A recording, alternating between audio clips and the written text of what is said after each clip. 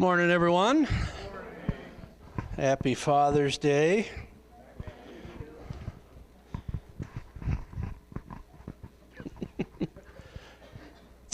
So we're going to start out and have a little bit of fun. I have a little game I thought we could play together. I haven't done this in a while, so I thought let's do it. I've only got 2 left, but if you didn't get one of the answer sheets, they're right up here. If anybody wants one, there's 2 up here. But guys, only dads can win today, but everybody can play. So I'm going to give out a few things, but there's a couple of those if you want them. What we're going to do is I'm going to show you 10 different famous dads, but I don't want their TV names. I want their real names. Yeah, we're going to have fun. And I'm sure to get a real winner. So let's start this together. We're going to, no cheating, by the way. My rules, no cell phones, no electronics. And the bottom thing it said was, no asking a friend. And remember, you're in church, no cheating. I'm just kidding. All right, come on, we'll start out. This is an easy one. Don't blurt it out loud. Just write it down in your book, in your little answer sheets. First and last.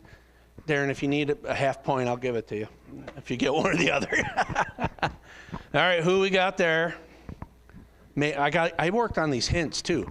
His TV son becomes best friends with Fonzie. Yep. I had more fun making the hints. I did the whole thing. All right, number 2. Hint, Wilson was his neighbor. But it looked like this when they talked. If you grew up watching that. Yep. Good stuff. That one's easy. I think it's easy. All right, number 3.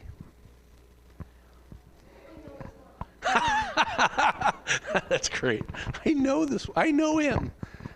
All right, one of the guys on the show plays percussion every once in a while with the Beach Boys. Did anybody know that? That is Jesse, Uncle Jesse. In real life, plays percussion with the Beach Boys. True story. All right, number 4. All us older people are like.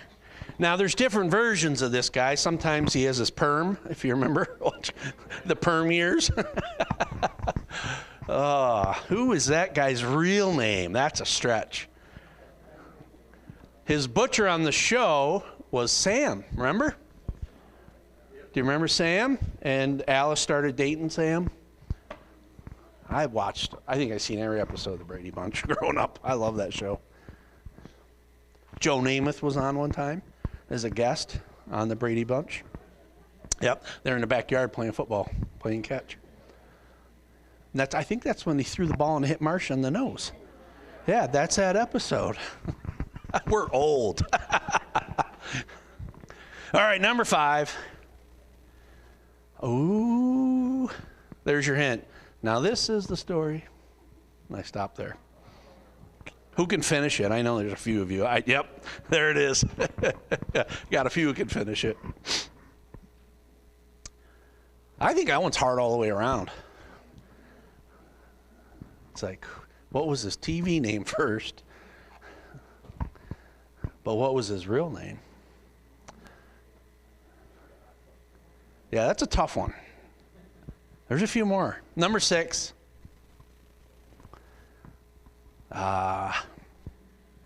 His TV daughter dated Chachi, who liked to be in charge when he got a little older. How's that for some trivia? I know way too much TV stuff. I don't know why, but Chachi loves Joni.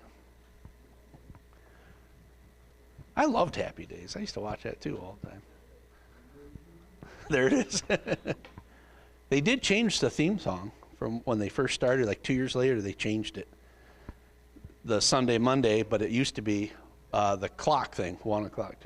They used to do the clock counting. So who is that guy? He also used to tell the angels what their mission was. Why do I know all this useless information? He was the voice. Yep, he was the voice, Charlie's Angels. What they used to call him, I'm trying to remember.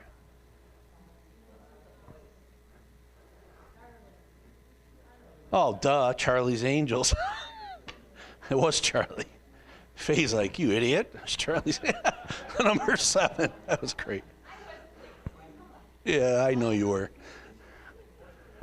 What's next? Oh. He ran a salvage junkyard with his son. What's his real name? You got to have a certain amount of gray hairs to even roll with this one, right?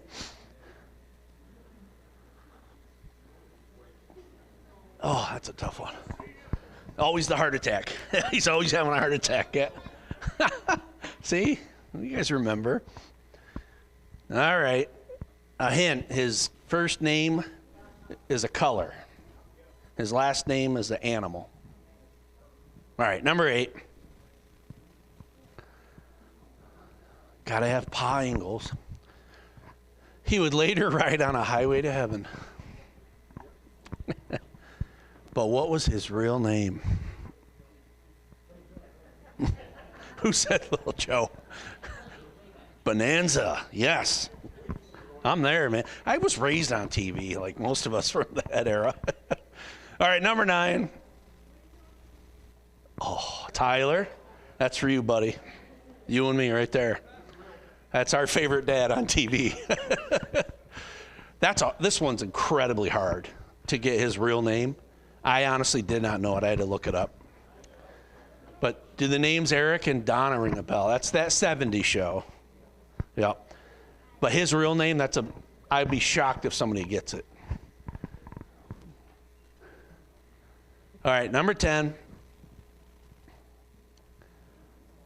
He is the smartest kid in all of Texas.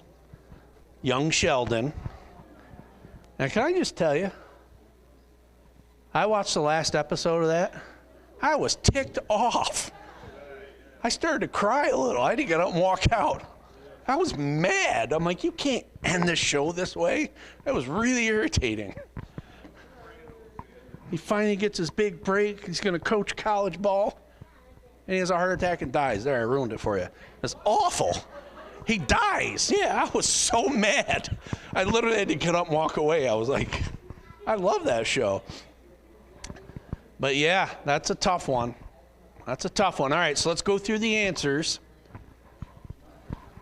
I trust you to be honest, answer your own. A lot of you got that right. Andy?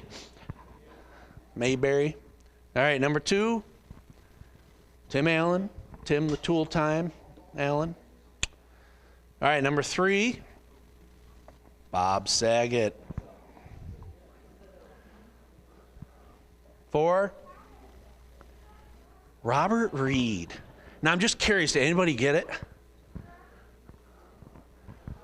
If you were smart, if you were a guy, you'd go sit next to Lori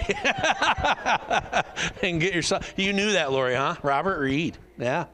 Yep. My favorite Brady Bunch is when they go to Hawaii and they get the tiki, and then Greg has an accident. There's a spider. I remember it. Number 5, James Avery.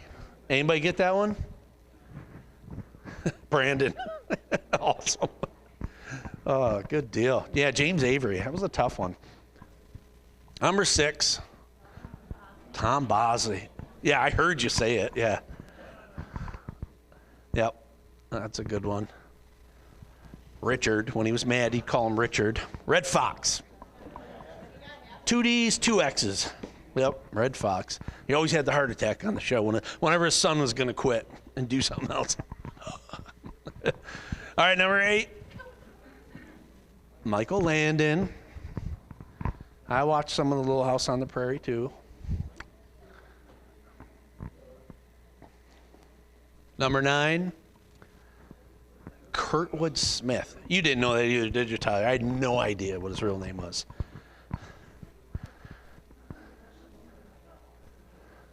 Number 10, Lance Barber. Yeah, I didn't know that either. I had to look it up. Now, Ralph, if you can work with me, We're going to go backwards on these. The second side of your sheet, do it real fast. I want to see if you can get their TV names. Okay, that'll be a challenge too. So we're going to go backwards. If you just go to the right side of the sheet, what was his TV name?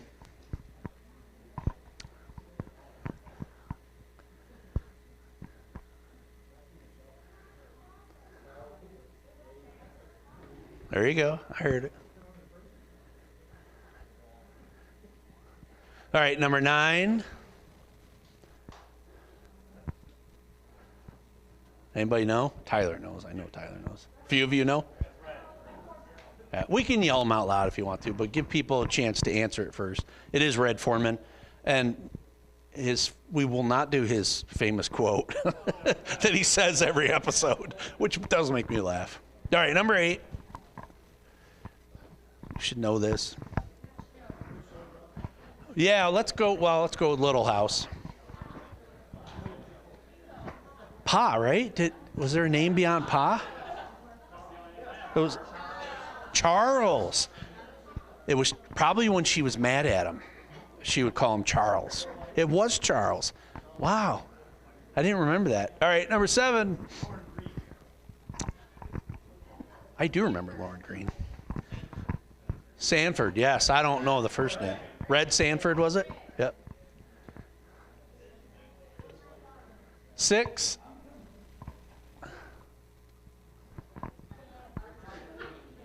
I mean, Mr. Cunningham, but does anybody know the first name? Howard. Stephanie, good job. Howard. You know, you get their first names whenever their wives were mad at them. That's usually when they would get called the first name, right? Most episodes. Howard. All right. And he would call him Richard when he was mad at him. I remember that too. Number 5. Banks. I heard it. Yes, Monica. It was Phil Banks, Uncle Phil. Yeah. Very good. Number 4. Mike Brady. Yep. Somebody say Tom Brady. I heard somebody swear in here. Can you believe people swearing in church? Yelling out Tom Brady and stuff? No, I'm just kidding. Number 3. I heard it. Danny. Was it Danny or just Dan? Danny, right? Tanner. Yep.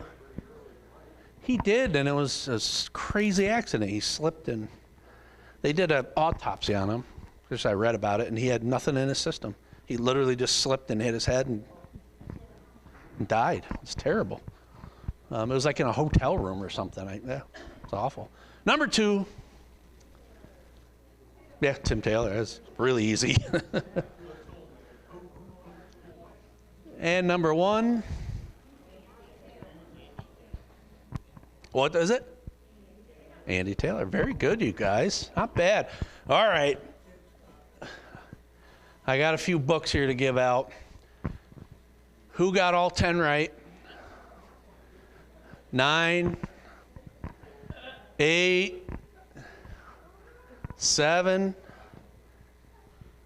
What? I can't pass you guys. It's like school. I got a 50, but I'm moving on. No. Where are we at? 6? We had a 7? All right, here you go, Lori. That's all right. There you go. All right, I got a couple more, though. Who had 6? Who had 5.5? I got 2 5.5s. Darren, all right, guys. They're right here. Just come. Actually, Darren, if you don't mind, pass them out. That'd be awesome. Russell over there. All righty. Well, thanks for playing along today. That's kind of fun. I like making those things. That'll show up. I do it for my college classes a lot too. I'll do little PowerPoint games. But if I do that in the college class, they're not going to get any of them. So that'll make me feel really old if I do that there for sure. Yeah, exactly. Famous. Then I got to figure out who they are. Yep. So true. Definitely. All right, well, this morning, obviously, I want to talk about fathers from a biblical perspective. I did bring my Bible this morning.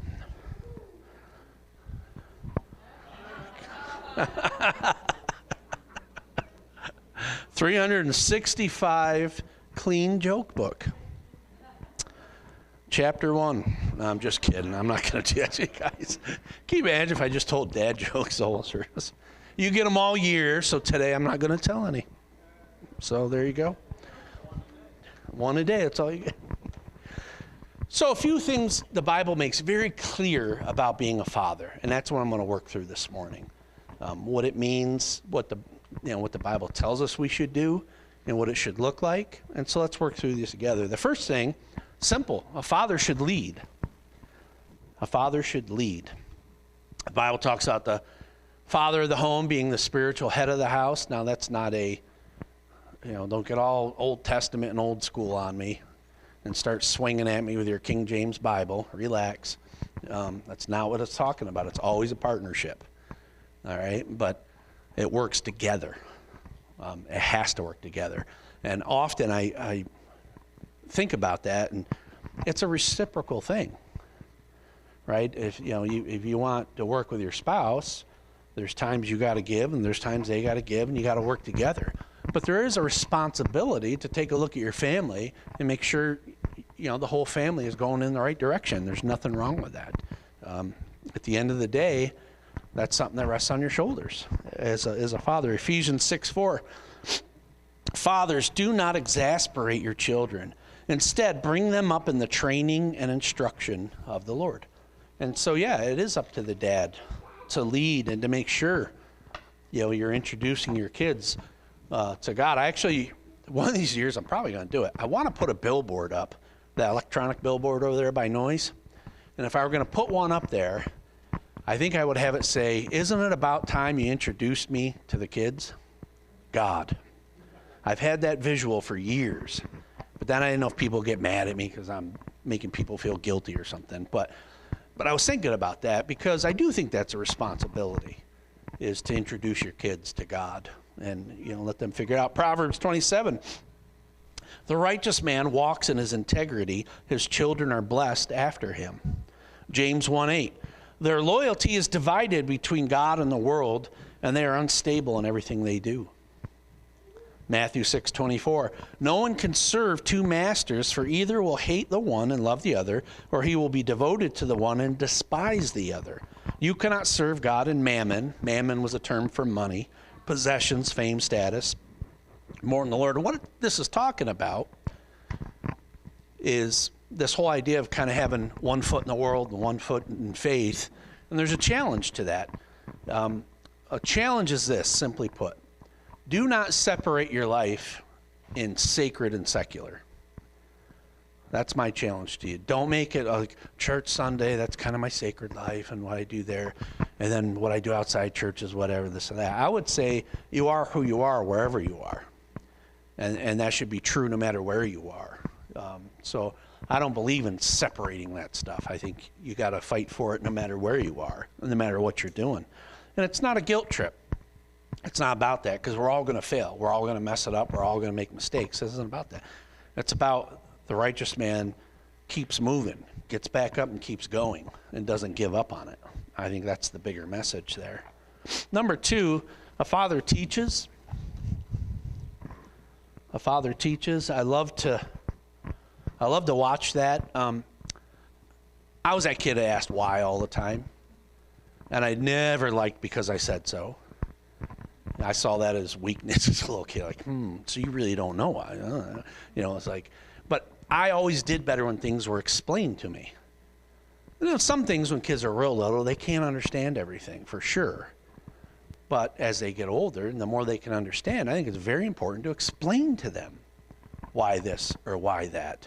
And that really goes a lot further with kids when they understand. Here I go, quick sports analogy, but whenever I would coach, didn't matter the sport, I always explained why.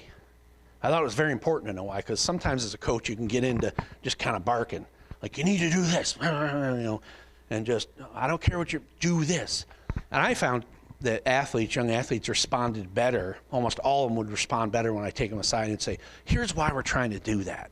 Because if you do this, it sets this up or it sets that up, or, every time you do this, it might seem pointless, but the time we do come your way, it's going to look the same, and we're trying to play chess here and trick them or whatever it is. I would always slow down, right? It could be basketball. My biggest frustration in basketball. I don't know how many times I'd go, roll, you got to roll. And, and I would just like lose my mind. We set all these plays out. I'm an old school pick and roll kind of guy. And they'd set screens, and then they wouldn't roll.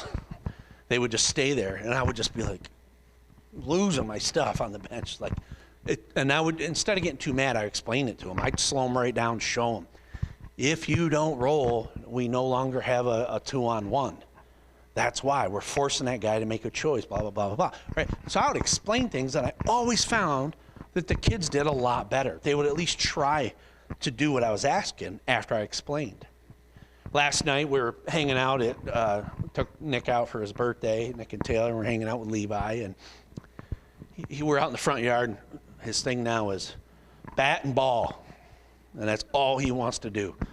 That kid is going to be so bored with T-ball, it's not even funny, because we pitch to him, and he creams them, and because that's all he wants to do for hours. It gets tiring, man. I'm telling you. He'll do it for an hour straight, not even take a break.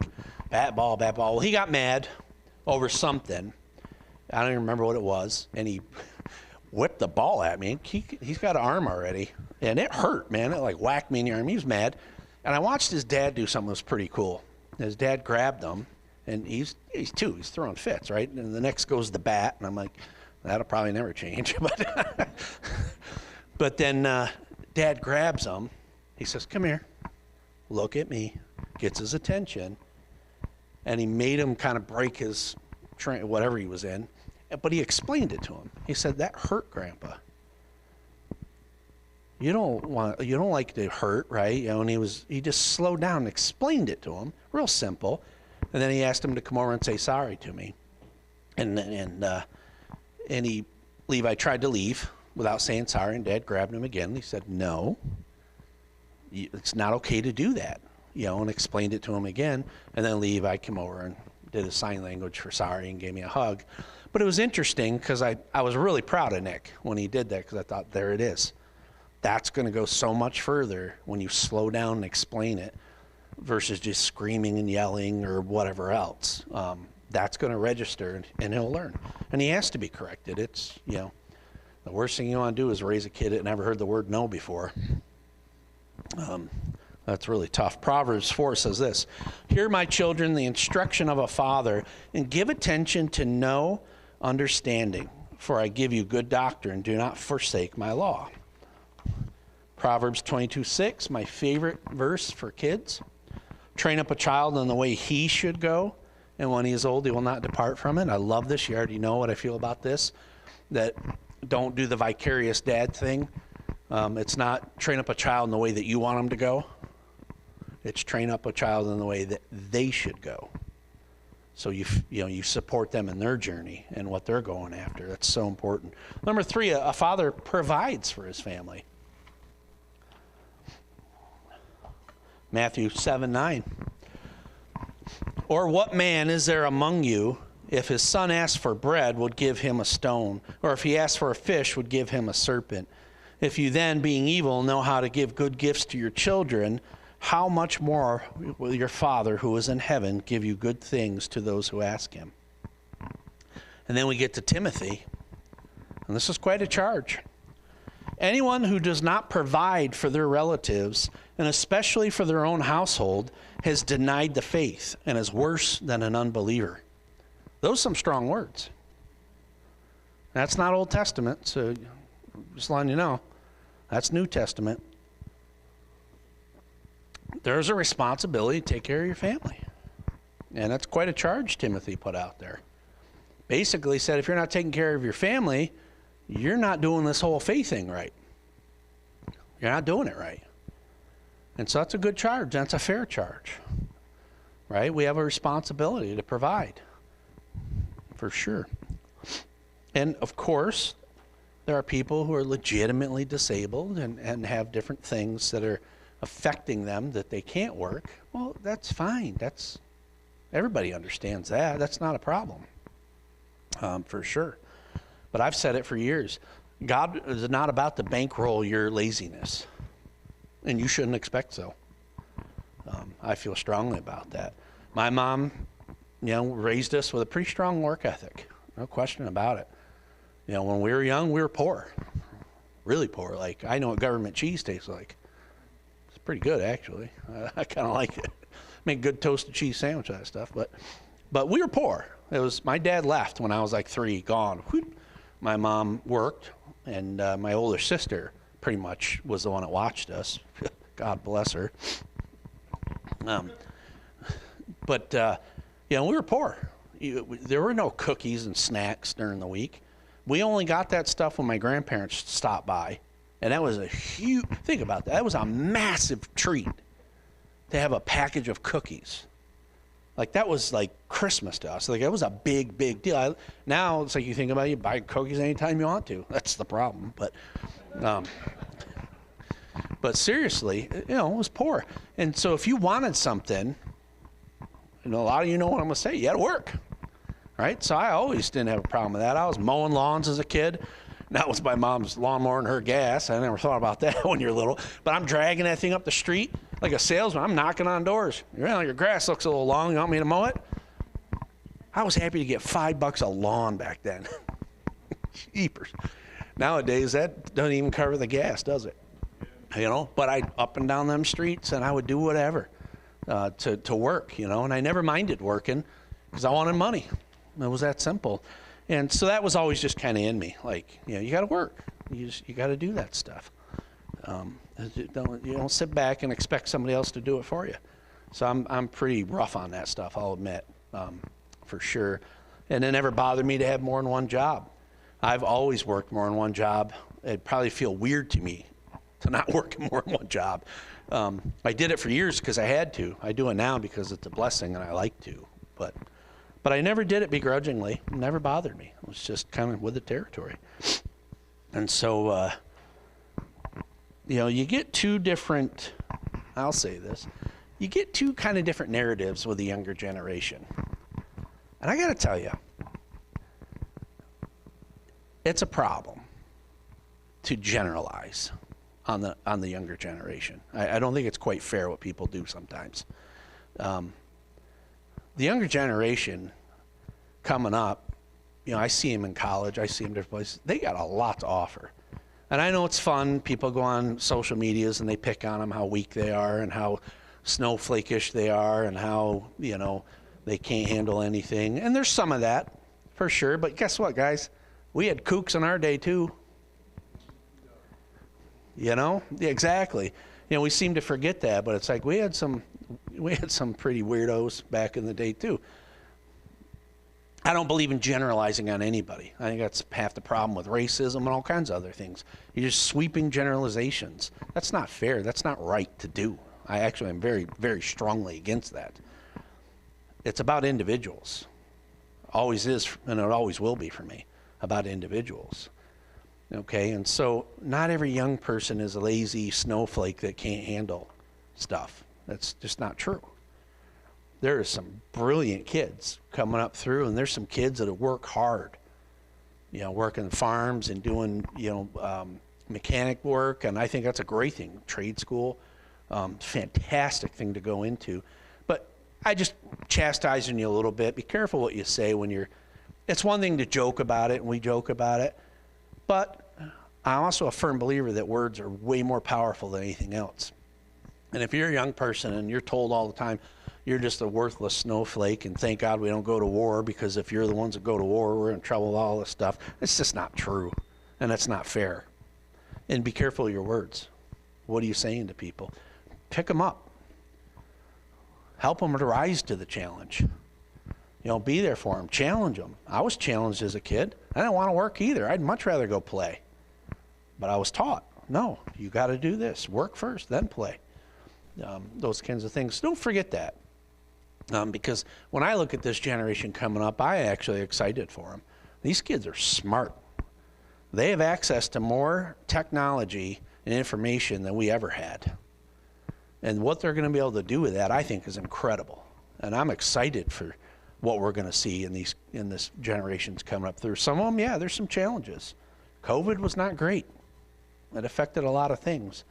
But let's look to the good and bring that out. Let's look to the potential. I think that's kind of Christ-like to do those things, right? So just, again, everybody understands joking. We all do it. I saw a girl on TikTok the other day. She was crying because they didn't have provisions for people with time challenges or something like that. She's crying, and what she meant was she doesn't always show up to work on time, but it's a condition she has. We've all had that condition in the past. So yeah, I get laughing at that stuff, and it's kind of funny. But you get what I'm saying? The broader sweeping generalizations they're not right. It's not right to do. It's not true.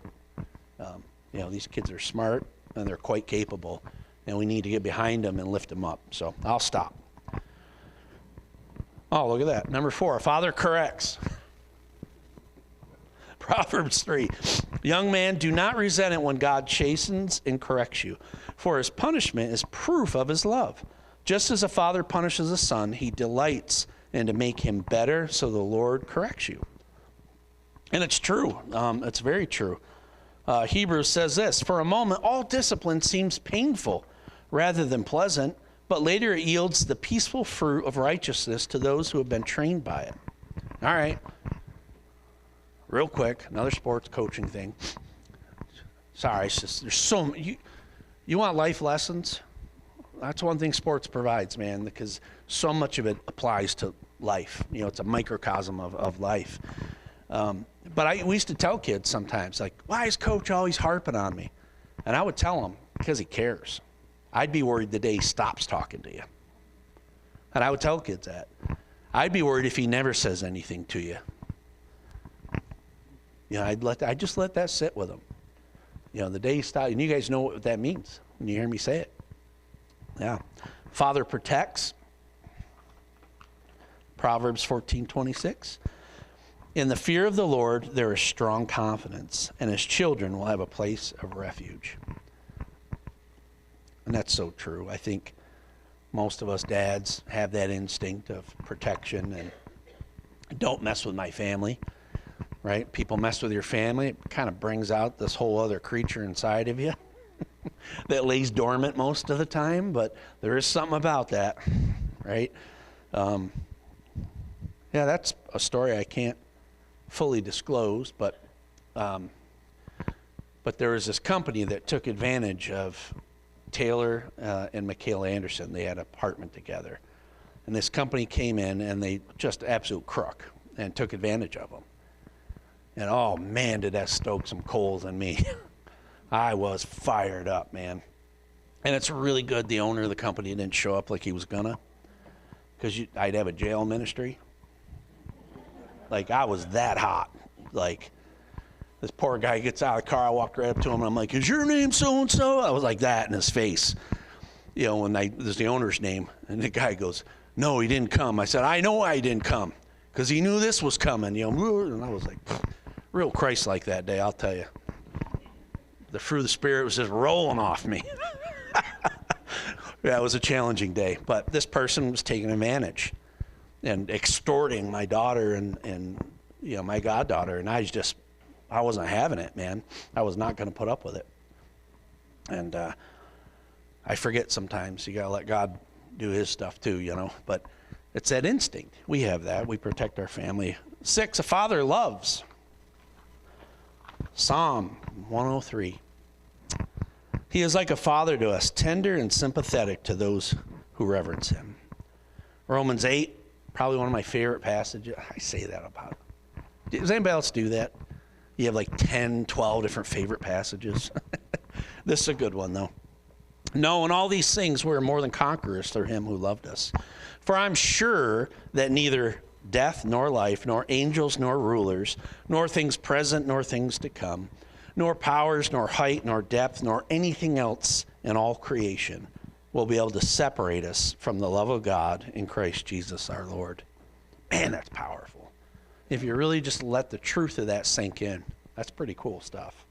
That's how much we're loved and how much we need to try and love our kids and bring that forward. What God models for us, obviously, is unconditional love.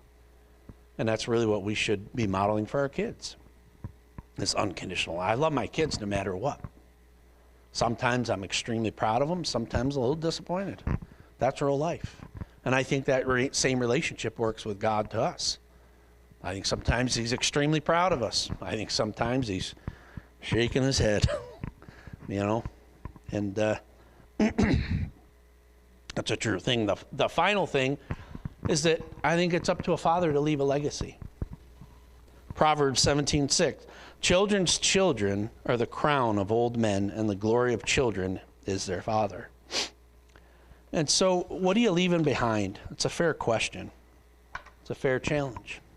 John, have no greater joy than to hear that my children walk in truth. Being a father of faith takes great faith. It takes a lot of faith, and it's got to grow in us. But let me tell you something. When we talk about a lot of faith and great faith, guess where it starts? Guess how much Jesus said we need? Just a mustard seed. Mustard seeds are small, really small. That's all it takes. If you would just believe what God will do with that investment of belief, he will grow that to incredible, incredible faith that you never dreamed possible. Matthew 17:20. You do not have enough faith, Jesus told them. I tell you the truth. If you had faith even as small as a mustard seed, you could say to this mountain, move from there to here, or here to there, and it would move. Nothing would be impossible. That's pretty cool. And so dads, this morning, threw a lot out there. There's a lot of challenges. There's no perfect dad. There's no perfect dad, and it's not about that. But are you in the game? Are you committed to this? That's what matters, being present with your family, with your kids. Being present is what matters. Not perfection, not how much money you make, not how smart you are, how great you are at whatever sport. The greatest gift you can give to your kids is your presence. Being involved, being there, being tuned in. That goes a long, long, long ways, for sure. Let me pray for you guys. Father, I thank you that you are the perfect example of a father. And whether we grew up with dads or not with dads, or maybe not so good dads, it's pretty awesome that you take that place when there's a void. And for those of us that are dads, our work is never done. Lord, I pray that you would bless all the fathers here today. You would encourage them. And you would let it settle in their hearts. It's not about being the perfect father. It's just not. But it's about being in the game. It's about being present. It's about going in there and giving it what you got. Because you've given us all we need to do this. Fathers, you have what it takes. In Jesus' name we pray. Amen. Hey, have a great day. I know on Mother's Day, usually, you go out to dinner. Father's Day, fire up the grill.